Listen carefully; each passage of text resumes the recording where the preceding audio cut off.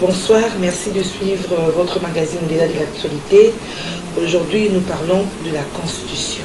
Et un groupe d'intellectuels, ensemble avec le professeur Boniface Kabissa, ils ont élaboré une nouvelle Constitution en remplacement de la Constitution de 2006, car juge-t-il que cette Constitution a été élaborée par les belligérants pour les belligérants. Nous recevons ce soir le professeur Boniface Kabissa, il est criminologue et analyste politique. Bonsoir professeur. Bonsoir.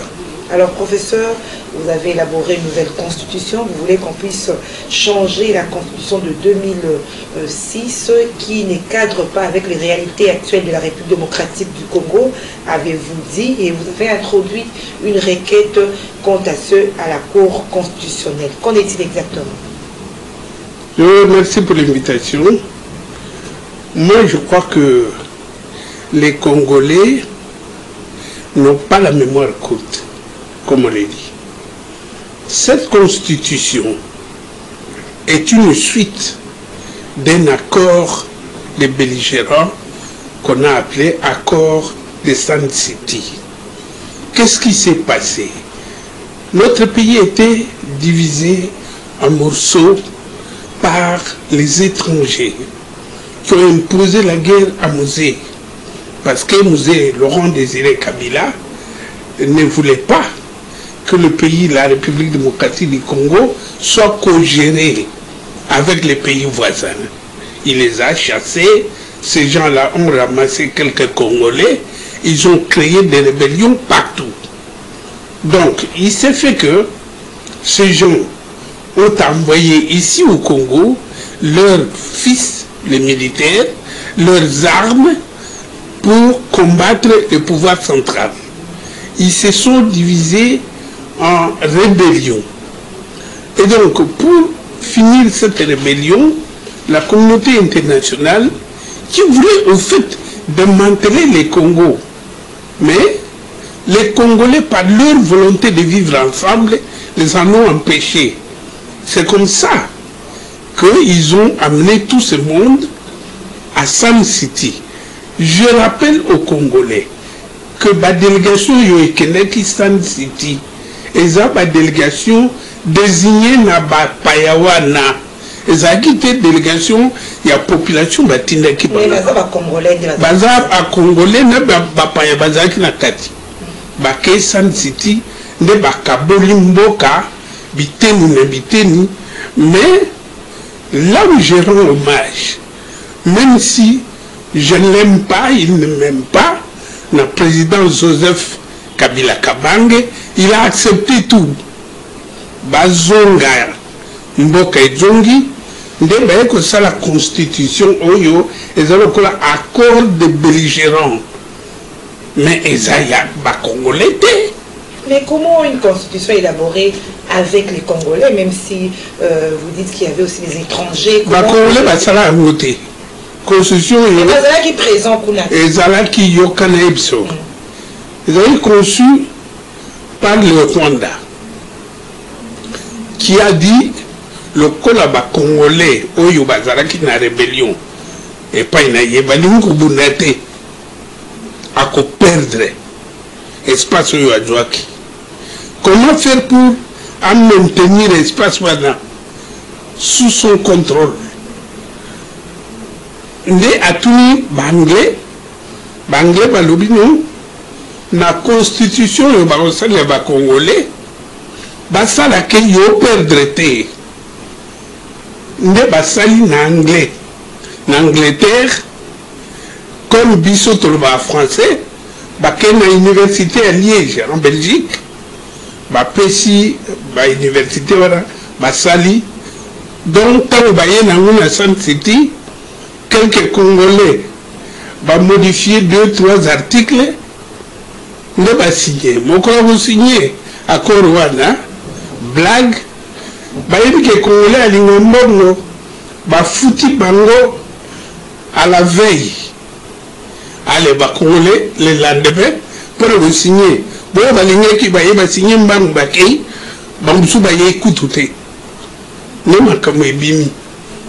On se rappelait que Motorokula Etienne Tshisekedi wa Mulumba comme bayebi azan nationaliste ba manipuler ake no sala visite na ba chef d'état et Afrique australe ba menye ko me yé mupalinga kuzala vice-président azala kate.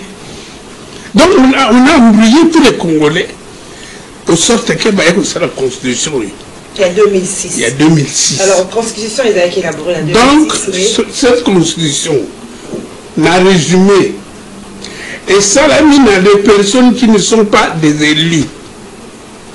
Et ça l'a qui promulgué par un président qui n'était pas élu. D'où il faut la changer en nous. Mais c'est naturel.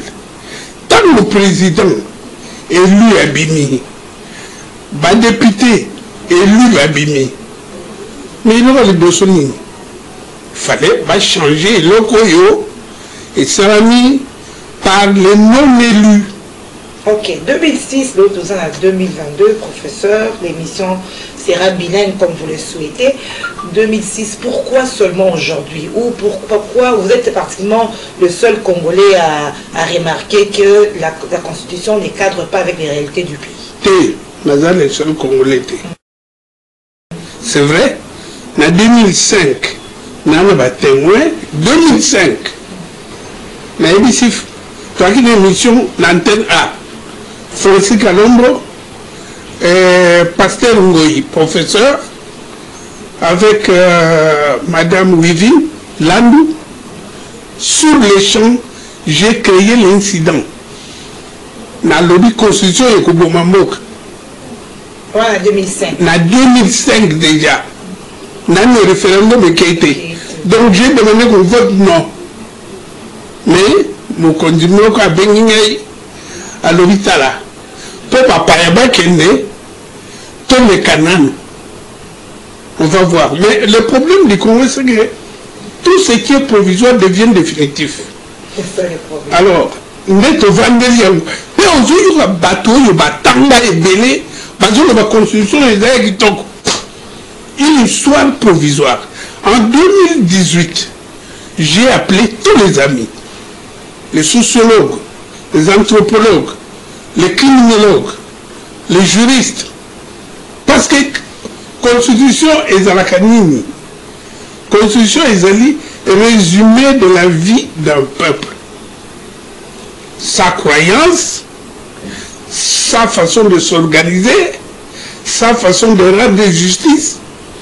Ne ba tchakana, to be na la mobeko likonzi yamboka. Mais ce que la constitution exacté. C'est qu'on ni oyo en 2018 c'était depuis 2011 hein. To sana to yé kolabo to koteli yango pendant 2018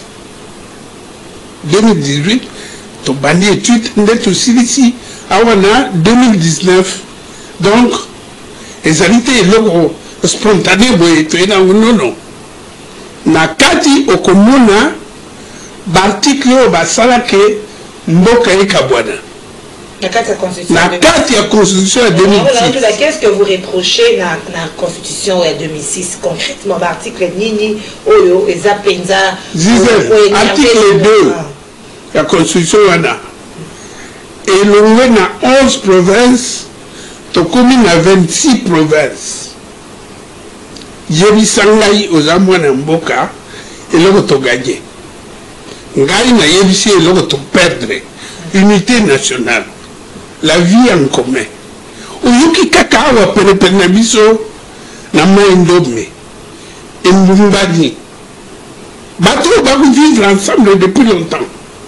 Mais comme Bakoboli province à Bandounou, maindome, na Kwango, ma peuple wana bakombinimi. Né loko balukaki c'est ça. Voilà l'article 2. Article 2. Article 2. Quel est le rassaï? Makamouina Nsampo Banani et Woutina Constitution. Quel est la Katanga et Woutina Constitution? Bitumo Zulu na Est. C'est à cause de cette constitution. De 2006. De 2006. À ta plan moko, province moko et Basali, ils ont se développé et zaté. La petite province qui essaie un peu de se débrouiller. Province, il y a Lualaba. Connaît les minéraux et tout. Mais tous les Congolais courent là-bas. Pourquoi? C'est la seule province, elle va être bousculée parce que la démographie est galopante. Le reste de la province est une opération Gami Balé. Quand le gouverneur, Moussous, quand le parlement, mais c'est dans la constitution. Article 2, article 2, ezaki ne pas kabola mboka. Bangone elo ezo ma biso lelo. Moto yongana yina Mobutu na atikila biso héritage ya somo. Ne lo tutika isusu na unité. Na article 2 wana. Donc on n'a rien gagné. Par contre on a tout perdu. Comme en français, divisé pour régner. On nous a divisé pour régner. Article 4. La Constitution. Quand même, il faut comprendre que vous avez raison quand vous dites ça. L'article 4. Balobi, l'État a connu que ça va province Moussous. L'État peut créer les entités décentralisées. Mais l'État est à pays. Pays est à l'État. Il y a une différence. Il y a les pays sans État. Donc la Palestine est un pays, mais ils ont un État. Et il y a des États sans pays. Le Vatican est un État, mais ils ont un pays. Vous comprenez?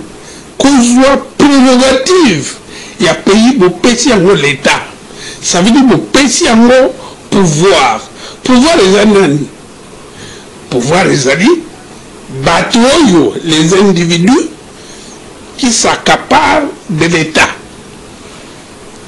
Or, dans le gouvernement, le ministère de Isaka, Makamouana, la province Moussoussou, et le ministère de décentralisation. Allez, le ministre de tu vois, comment vous pouvez créer une province ou bien un territoire sans que toute la population est dans le courant. Allez, Bilo, vous finissez Kabila, vous finissez Tshisekedi. Mais ça, Tshisekedi, et ça, Kabila, et ça, la constitution. Article 4. Pour changer, il faut pas l'ongola, on va changer la constitution. Dans le reçu article 9. Ma belle, tu vas y aller. À qui appartient le sol et le sous-sol? Gisèle. Mon but article que ça appartient à l'État. Mais dans le milieu, la carte de constitution. Non, la constitution de 2006. Non, l'État exerce la souveraineté sur le sol et le sous-sol. Mais exercice, il y a souveraineté. Et ça, propriété. Nous sommes des locataires qui exercent la souveraineté sur l'endroit où il y a. Vous comprenez? Banongola, le sol et le sous-sol du Congo, batata, maman, bandeko, voilà pourquoi Batouana Kuna Bazo Bunda, Pobazoa, sol et le sous-sol. Vous avez moutouté. Mais plus grave, l'article 51, et je dis à Moutouboye. Tout est dans l'article 10. La constitution. Bana oyo biso to boti. Ado le soute. Bati garakuna. Nos propres enfants. Parce qu'il y a des gens qui ont été ayate. Ah, bah, on va mani panda mboka. Ayate. Et aussi, on a dit, bon, il y a un petit moment wapi. est-ce que tu as normaux? Or, Badouri déjà que la nationalité congolaise est un mec là. Sauf que je disais le petit moine, par ce fait même nous on a congolais. Mais à quel moment je me candidat, na libanda, na Congo douté. Mais le dit, yo po ya visa. Na yebi banyama ya buzo babaza ebele, no wana monate. Et ça n'a qu'à de construction. Nos propres enfants, parce qu'ils ont fait de bonnes études à l'étranger, parce qu'on me dit, bon, il y a besoin de diaspora, il y a quoi. Les vrais diaspora, il y a des. Oui, parce qu'il y a des parce que il y a des. Frère qu'on dit, si nous avons un peu 10 ans, Azana Moukanda, il y a prototé. C'est qu'à ça fait quoi? Naïvi que article 10, Pekisa Bano yo batangi ba vraie classe. Bano yo basali ba vraie formation. Badjonga na mboka na biso, ba ko bongisa mboka. Bo yo besoin benga ba diaspora, eza ba fa kwa ndenge na lobi na yo. Bafako yo bazana musala te na poto nde basopani ya wanyos. Ezomana wa éducation nationale ezakate. Ici on appelle ministre de l'enseignement. Enseignement est éducation nationale te. Enseignement est une partie de l'éducation nationale. Donc les enfants ne sont pas formés intégralement.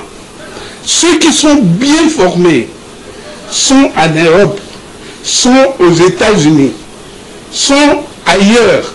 Baloba adjongawate bana badjongate. Mais na côté na biso wa Rwanda zozo bana na ye batie mayele kuna.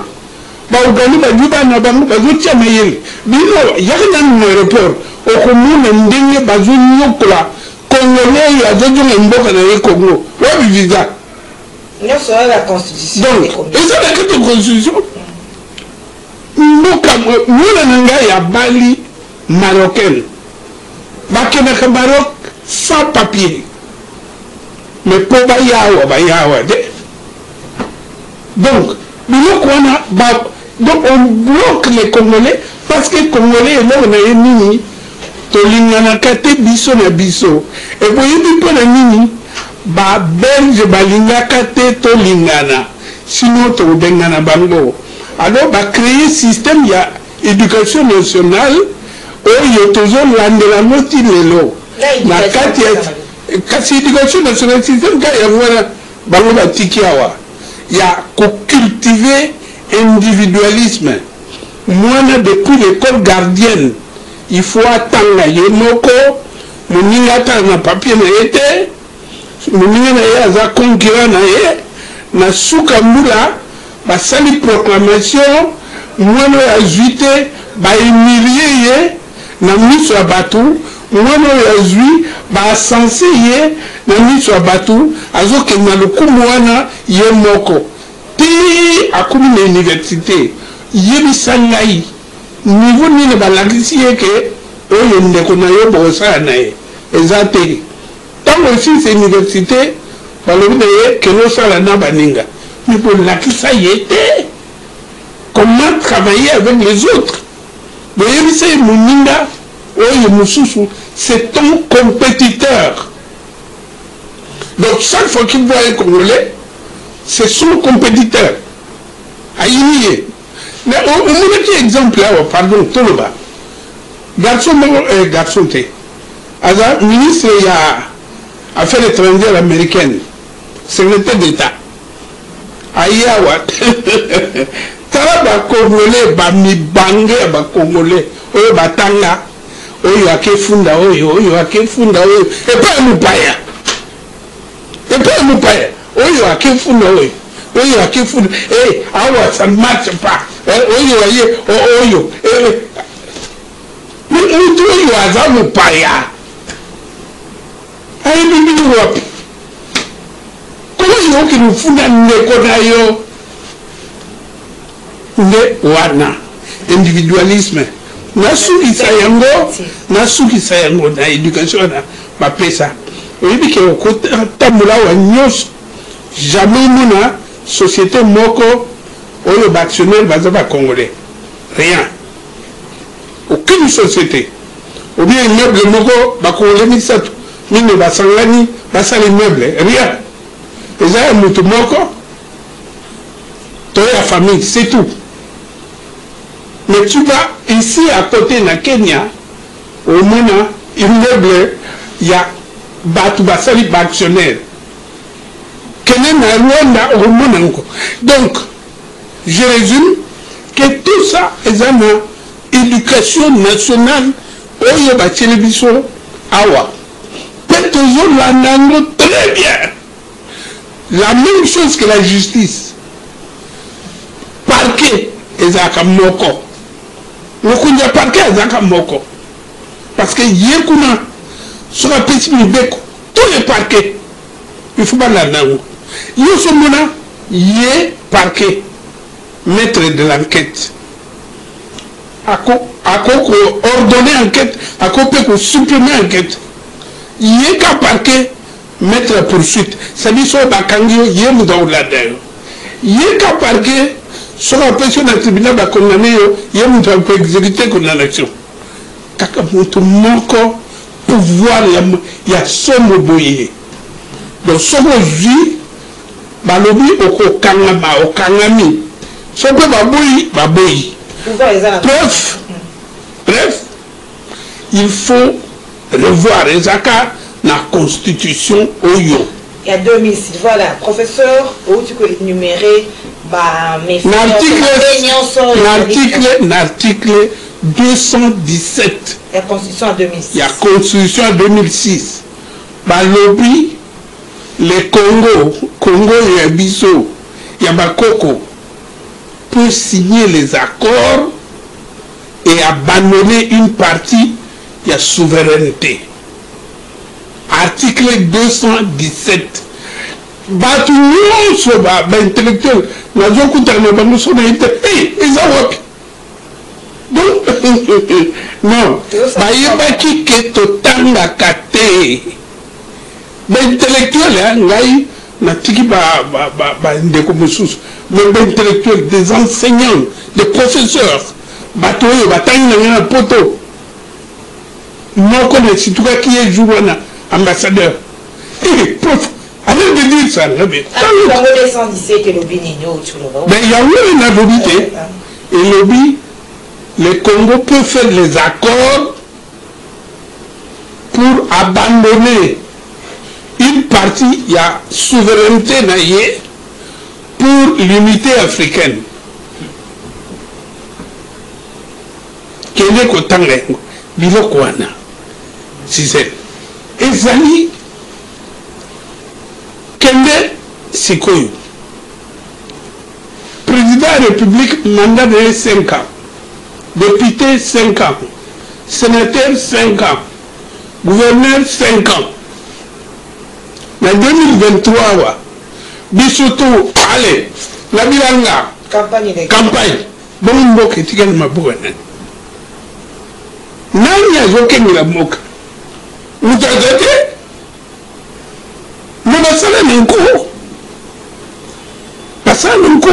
c'est fait des ça la constitution. Alors, nouvelle constitution au but de boyer nango professeur. Tout le monde biloko na tout. To bongisi biloko na tout. Wana congolais, joie nationalité à 1000. Oko changer te. Sauf oko la nationalité à pays voisin te. Voilà la constitution ici. La constitution na biso. Joie la nationalité mukili mubimba. Sauf nationalité pays voisin. Mais tant que tu es connu comme Congolais, moi na bakoko, kende kota muto autour de la zate. Comme le bamboka nyonso nga besala. Vous comprenez? Na article 4, on ne peut pas créer une entité décentralisée sans demander le peuple. C'est le peuple qui va vous organiser. Le référendum. Par le référendum. Hein? l'article, qu'est-ce que je dis, 51, Balodi, l'État doit protéger les minorités. La constitution, la bino, que j'appelle constitution toxique. L'État protège les minorités et les personnes, les minorités vulnérables. Oh, la Congo minorité tout du WAP. Nous sommes toujours 250 groupes ethniques. Dans les minorités. Et vous WAP. Parce que tant que bâtiment comme Barobimake, nous sommes la minorité, allez, Monique Aye, a dû bango, après ce bango espace, comme ma belle, et ça a battu nous, à Bovana ou à Débile au Botique à Bango. Mais les gens acceptent ça. Mais tout le monde a une pauvre minorité. Ils sont tous là à Moudigla. Parce que nous, on va éviter bien la dignité. Minorité, ça va. Même dans Mango, parce que la carte est bien tout dans Mango, l'équipe. Mais dans la minorité, peut-être. Parce que surtout, ça va nous bisous dans le sud. Tout est dans Mango, dans la minorité. Alors, comment beaucoup nous le bas, Makamwe et Babelge, nous retenons la constitution de bisous. Oye, disait, la carte de constitution, le président a connu le même ministre, sur la carte de parti politique. À la constitution de 2006. Oui, en 2006. Il y a 21 000, le président, sur les solo, c'est qu'il y a parce que le gouvernement est un gouvernement à coalition. Il ne fait que la coalition, parce qu'il faut aller dans un bateau à Kenabango. Mais le président doit être indépendant, soit Bini, pas nommer. Il va nommer qui il veut, pour que le mandat ait été dans sous là. Mais il a cause de la montée. Premier ministre Azawana, président, comme on a été. Président Azawana, à quoi le premier ministre était. À quoi le ministre. Attends, Salimabé. Il faut que tout le monde en parle. Pardon, démissionner. Tout le ministre peut, il est un camarade, non, démissionner. Mais il est là, président, comment le gouverneur était. D'ailleurs, ici, le gouverneur, mon gars, comment a été. Bon, si vous avez un hasard pour continuer. Ce qu'on a constitution, la Bino, où ils vont élaborer, pour y remplacer constitution, il y a 2006. Est-ce que vous laissez déjà dans la Konzamboka? Tout l'accès au Konzamboka, ils sont au Sali et locaux, société civile. Donc, il faut saisir cours constitutionnel. Toujours Senga. Je profite de votre micro. Ce que député, mon copain, les députés ont besoin de 21 000. 80% va voter à Bangote. Tout le monde va s'arrêter, va comme dans Bangor. Quand un dame moqué, va voter. Mais ce que yo député, yo va voter solo. Il y a une constitution, il y a Sikato Sali, faites-en votre outil de travail. Mais à côté de ça, parlement. Vous comprenez? Mais à côté de ça, c'était pourquoi? Ce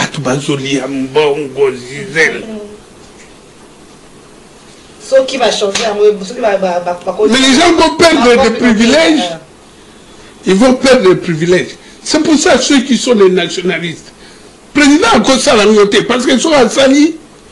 Et comme on nous boulot, les gars changent de constitution. Pour vous bolonner, vous comprenez que et là quand ils ont le quota, vous comprenez il n'y a qu'un député nationaliste ailleurs à Djouyango, à Kenya Parlement n'a loi Tchani, eh bien à Saliango, à quel défendre le Parlement, et puis au côté en 2023, il y a un peu écouté le référendum. Vous êtes sûr qu'il est gros, c'est bon, dit maman, et qu'on est cas. Sur le en 2023. Mais Batoubakou expliquer au peuple que ma contribution. Voilà, professeur Kabissa, nous tournons déjà vers la fin de notre magazine Au-delà de l'actualité. Professeur Kabissa, qui est criminologue, analyste politique, il est co-auteur de la nouvelle constitution en remplacement de celle de 2006, parce qu'on multiple pour te constitutionner les cas où il y a 2006 et Longwa pour les salami ils ont cadré la situation. Makamwa Kimbango, Makamwa Lumumba, Batikla Biso Testament, na musée Laurent Désiré Kabila, que l'histoire du Congo doit s'écrire au Congo par les Congolais. Ils ont été la constitution de Binoana en 2006, mais ils n'avaient pas Nabiso, Bana Somi ya Congo, société civile, toi politicien d'être sali yango pour mboka indépendant ndenge elongobani. Message non ya souka professeur parce que tu clôturer émission. Message ya souka na tindeli ba député. Boli à 21 000 nabino ça ne fait rien. Mais oyo ayebi ki aza penda mona mboka. Oyo aza conscient na biloko na révélé awa. Aya kozwa constitution yo. Pour ngai na osa démarche msoute, moi je ne cherche pas l'emploi, je ne cherche pas les nani. Na sali na réveillé bino. Donc Mouto yo aza réveillé qui vient prendre ça et il en fait son outil de travail. Comme ça, Bakoko Nobiso Baroya Zima vont dire celui-là s'est sacrifié pour nous.